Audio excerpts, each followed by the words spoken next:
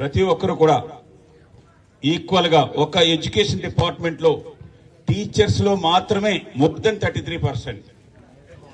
పాండిచేరిలో కానీ ఇతర రాష్ట్రాల్లో కానీ చూస్తే 33% కంటే ఉద్యోగస్తుల సంఖ్య ఎక్కడైనా ఉందని అంటే అది ఒక ఎడ్యుకేషన్ డిపార్ట్మెంట్ మాత్రమే, టీచర్స్ లో మాత్రమే ఎక్కువగా ఉంటున్నారు. రెండోది హెల్త్ డిపార్ట్మెంట్ లో ఈజ్ ఎ నర్సింగ్ లో, ఎందుకంటే మాక్సిమం నర్సింగ్ సిస్టర్సే కాబట్టి. కొన్ని ప్రభుత్వాలు కొన్ని రాష్ట్రాలు 35% ప్రతి డిపార్ట్మెంట్ లో కూడా ఉమెన్ రిజర్వేషన్ పెట్టాలి అని చెప్పేసి రీసెంట్ గా బీహార్ ఒక కేబినెట్ డెసిషన్ తీసుకుంది. నేను మన ముఖ్యమంత్రి గారితో చెప్పాను, టీచర్స్ ని ఒక డిపార్ట్మెంట్ లో మాత్రమే మోర్ దెన్ 33% ఉంటుంది.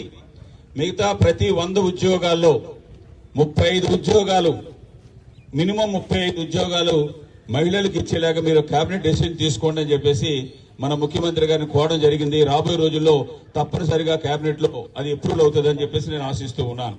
గతంలో ముందు కంటే ఇప్పుడు ఎక్కువగా ప్రభావం మహిళల మీద అటాక్ చేయడాలు ఇవన్నీ కూడా జరుగుతూ ఉన్నాయి. దీనికి ముఖ్య కారణం ఎక్కువగా మత్తు పదార్థాలకి బానిసలవడం వల్ల వారికి ఏం మాట్లాడుతున్నాం, ఏం చేస్తున్నాం అనేది కూడా వారు ఆలోచన చేయకుండా, ఒక ఆలోచన లేకుండా, ఇది కానీ మనం చేస్తే మనం దాని తర్వాత మనకు భవిష్యత్తు ఏంటి అన్నది కూడా ఆలోచన లేకుండా కొన్ని సందర్భాలు కొన్ని రాష్ట్రాల్లో కానీ మన కేంద్రపాలిత ప్రాంతంలో అన్ని కూడా మనం చూస్తున్నాం.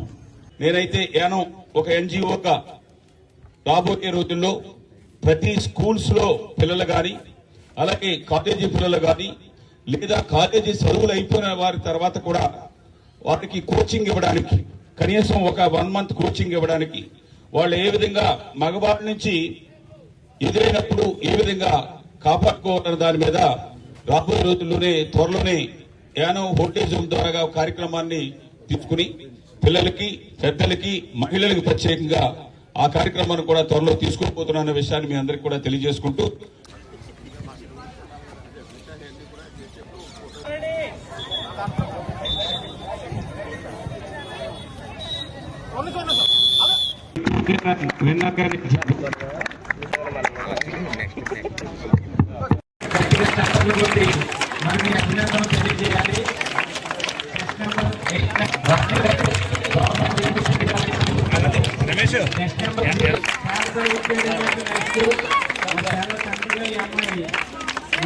డిస్టెన్స్ లో ఫస్ట్ ప్లేస్ రావడం జరిగింది. MI daily second classification goes to 887 Sarva Education High School, T. Lakshmi, Chester.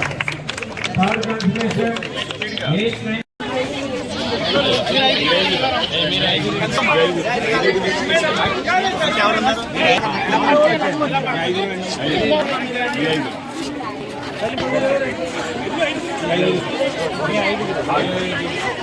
89.